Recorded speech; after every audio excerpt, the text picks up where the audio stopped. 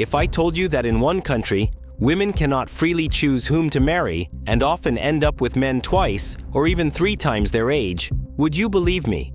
In this video, you will discover how marriage in Afghanistan is not just a union between 2 people, but a reflection of the culture, religion, and customs that have defined this country for centuries. You will learn the reasons behind marriages to older men, the impact on women, and how some are fighting to change their fate in an environment that seems unbreakable. But before we begin, let me ask you, why are marriages to older men the norm rather than the exception in Afghanistan? What happens to women who try to resist these traditions? Is this reality changing in the 21st century? Or is it still an inevitable fate for many Afghan women? Stay tuned until the end, because the answers will surprise you. A legacy of unbreakable customs. To understand why women in Afghanistan are forced, or at least strongly encouraged, to marry older men, we need to go back centuries. Afghanistan has long been a tribal and patriarchal society, where families seek to preserve their honor and ensure economic stability through marriage. In this context, the age of the husband is not seen as an impediment, but as an advantage. Afghan families traditionally believe that older men are more responsible, financially stable, and capable of providing security for their wives. In a society where resources are limited and jobs are scarce, a young man can hardly offer a prosperous life. In contrast, an older man has already accumulated money, land, or influence, making him a good match in the eyes of the bride's parents. Dowry and transactions. Marriage as a social contract. Another key factor in this equation is the dowry system and marriage arrangements. In Afghanistan, dowry is a common practice where the groom or his family must pay a sum of money or goods to the bride's family. In rural and conservative communities, this dowry becomes a vital source of income for poor families, making marriage to an older and generally wealthier man a much more attractive option. In many cases, families seek to match their daughters with men who can offer a higher dowry, regardless of the age difference. This turns marriage into an economic transaction rather than a union based on love or personal desire. The younger and purer the bride, the greater her value in this marriage market, leading to marriages at extremely young ages to much older men. The influence of religion and law. Islam is the predominant religion in Afghanistan, and while the Quran does not set a specific age for marriage, it does allow families to decide when a girl is ready to marry.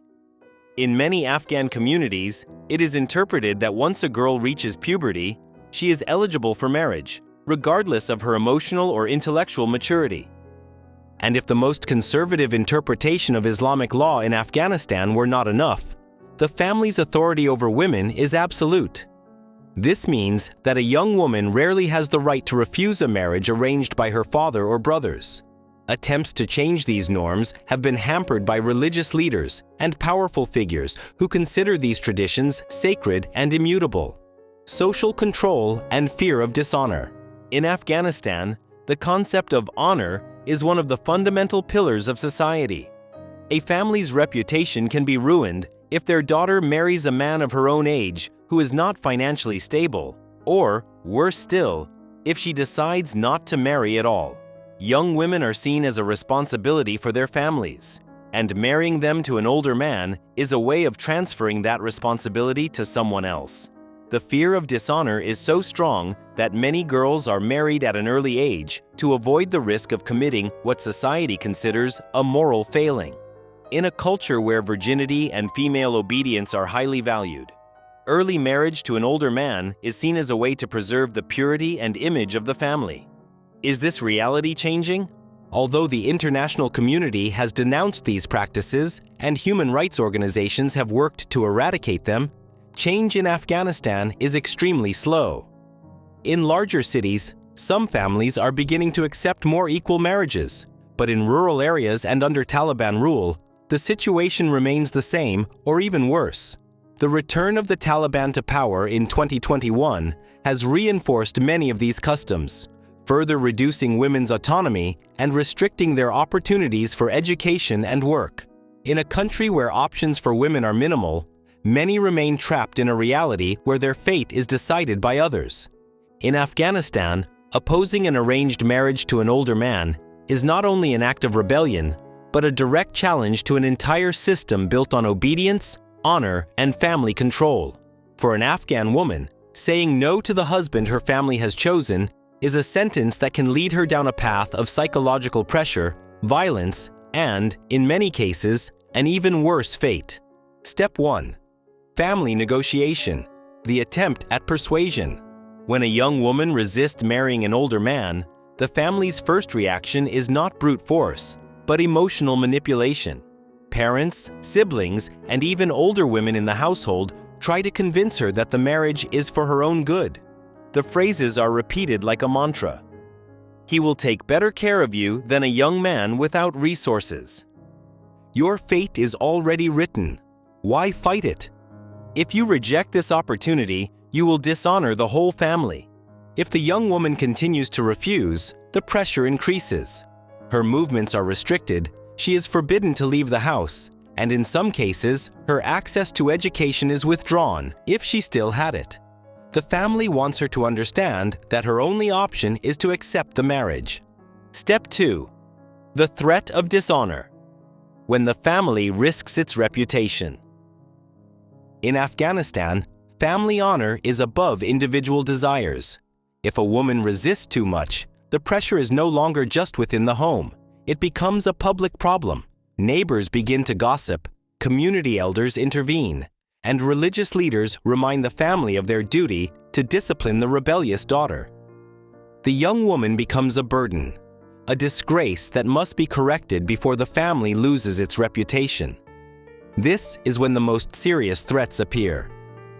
Threat of confinement. She is forbidden to leave the house until she agrees to marry. Physical punishment. From beatings to food deprivation, the goal is to break her will. Immediate forced marriage. In some cases, the wedding is brought forward and takes place without her consent. At this point, many women give in. They know that their resistance will only put them in greater danger, and that if they continue, they could face even worse consequences. Step 3. Forced marriage. The day that marks the end of her freedom. If the young woman continues to refuse, the family makes a decision. The wedding will take place with or without her consent. To this end, a series of tactics are used. Drugs or sedatives. In some cases, the young woman is drugged and wakes up already married with no chance of changing her fate. Use of force. If resistance persists, she may be taken to the ceremony by force, with family guards ensuring that she does not escape. Threats to loved ones. In extreme cases, she is told that if she does not agree, her mother or sisters will pay the consequences. At the ceremony, most of these young women have no choice but to remain silent. Some cry, others go into shock. The wedding becomes a spectacle where everyone celebrates, except the one person who should have the right to decide. Step 4. The wedding night. The final stage of control. For many women, the wedding night is the most terrifying moment. They have been forced to marry a man they do not know, or who is 3 times their age. Some try to resist, but in a culture where the husband has rights over his wife, spousal violence is common, and in many cases, expected. In the days that follow, the new wife is closely watched. Her husband and her new family make sure she does not try to escape. If she does, the search begins immediately. Step 5. Punishment for those who flee. The fate of rebels. Escaping a forced marriage is nearly impossible. Afghan women have few options for escape, and if they are caught, the consequences can be deadly. Honor killings. In many cases, women who flee are killed by their own families to cleanse their honor. Lifetime confinement. Others are confined to their homes under constant surveillance, never allowed to leave again. Prison. In some places, the law itself punishes women who try to escape their marriages, considering them guilty of illegal flight. The never-ending cycle. Women who manage to escape often end up in clandestine shelters, hiding from their own families. Others attempt suicide, seeing death as their only way out. Meanwhile, those who resign themselves to their fate spend the rest of their lives trapped in marriages where they never had a say.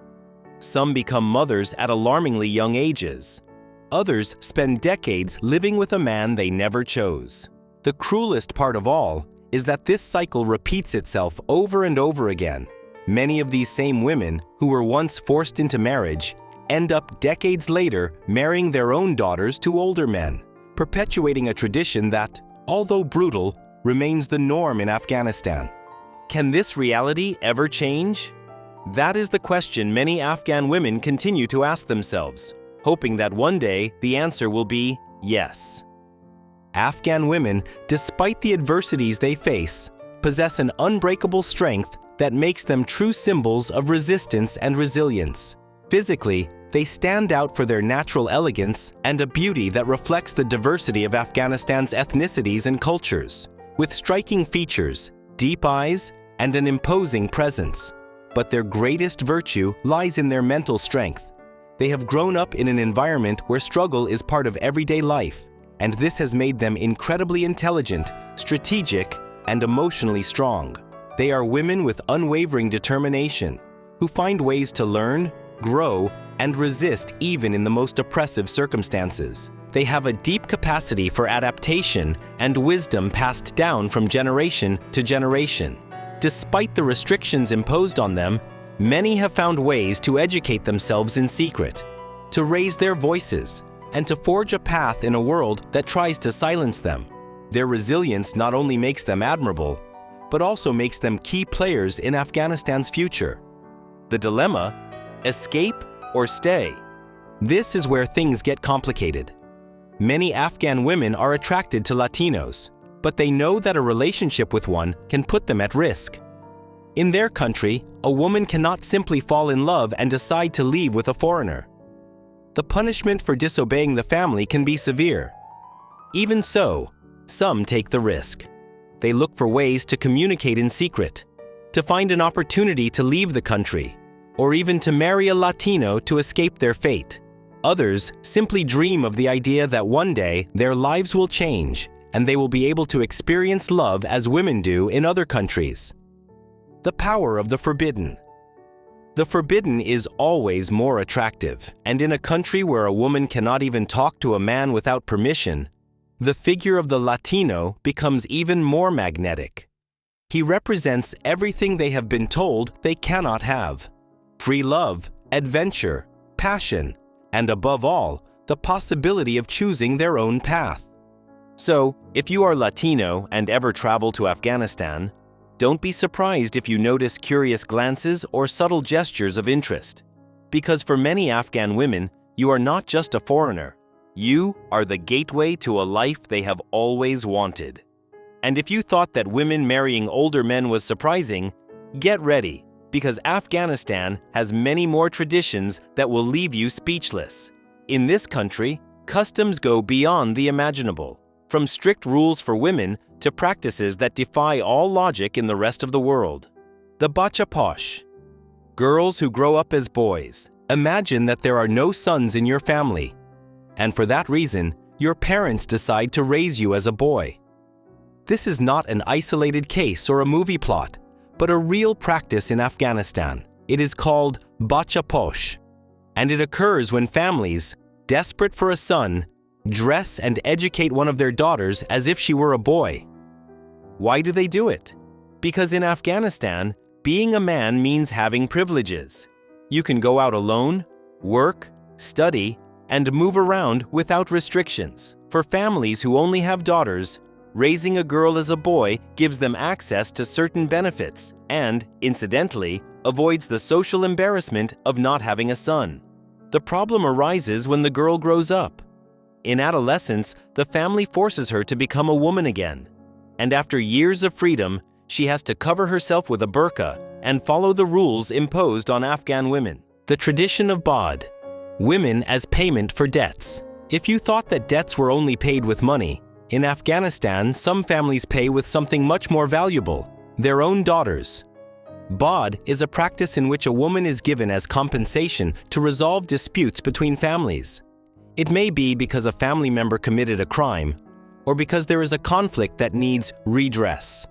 Instead of money or prison, the solution is to give a daughter in marriage, regardless of her age or her will.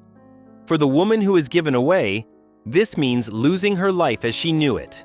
Many end up in abusive marriages, with no chance of escape, because their role is to compensate for the damage done to their family. Child marriage. Married before they are women. This is one of the most shocking aspects of Afghan culture.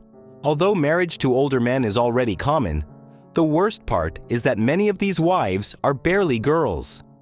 In Afghanistan, it is normal for girls to be promised in marriage before they turn 10. Their families agree to the marriage, and often they do not even meet their future husband until the day of the wedding. The reason behind this is a combination of poverty, tradition, and religious beliefs. For some families, marrying off a daughter means one less mouth to feed, and in many cases, they receive money in exchange. The mandatory use of the burqa. In many countries, women can choose their clothing, but in Afghanistan, covering oneself completely is not optional.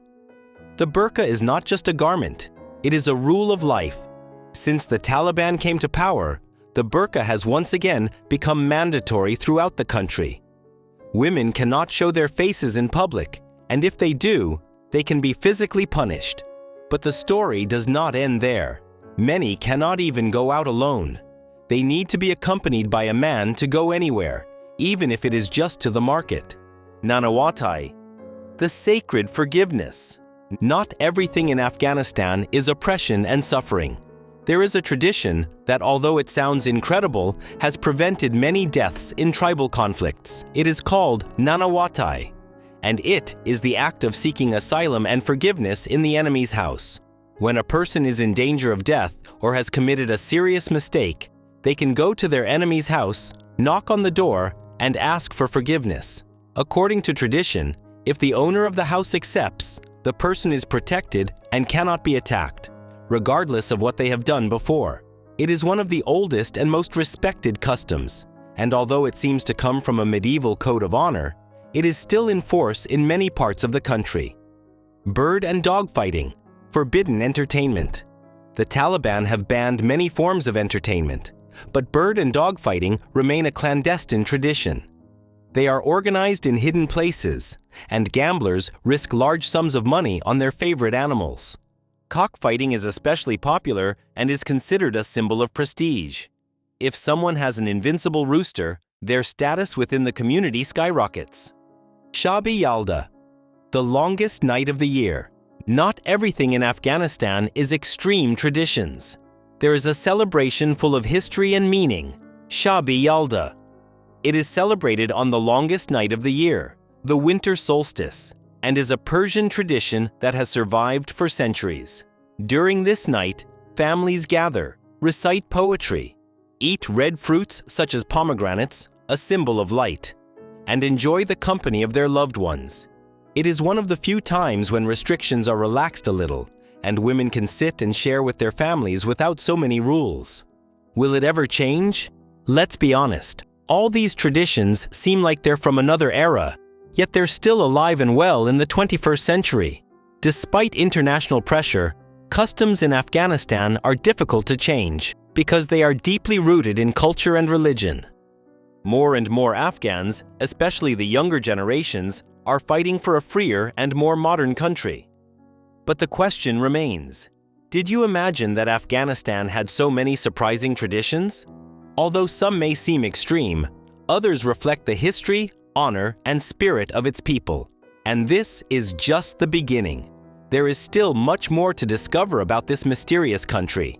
So subscribe and turn on notifications, because we'll be back soon with more shocking stories from Afghanistan. See you in the next video.